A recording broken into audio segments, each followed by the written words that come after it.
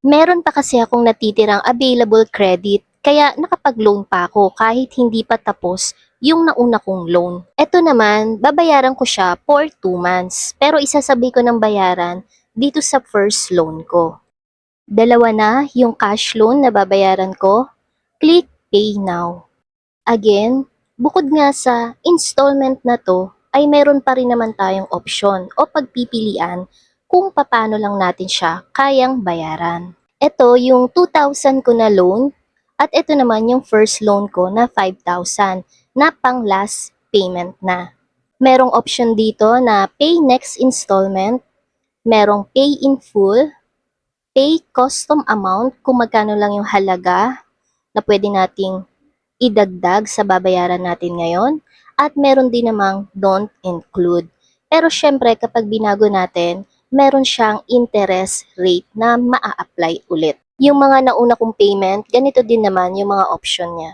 Due in 1 day na lang ito, napagdesisyonan kong bayaran na sila parehas. Click Pay Now. Pay with QRPH tayo para walang additional processing fee.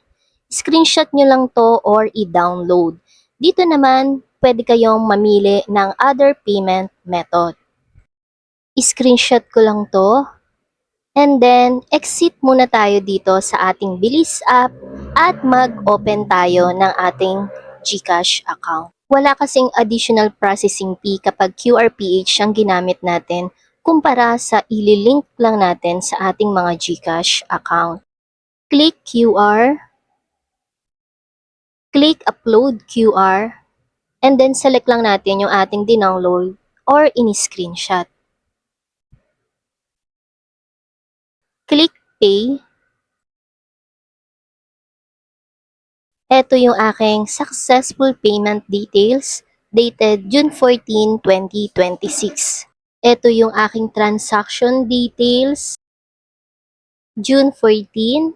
At syempre, balik tayo sa Bilis app para malaman natin kung na-replenish na ba sa aking credit limit itong full payment ko. Open Bilis app, enter PIN,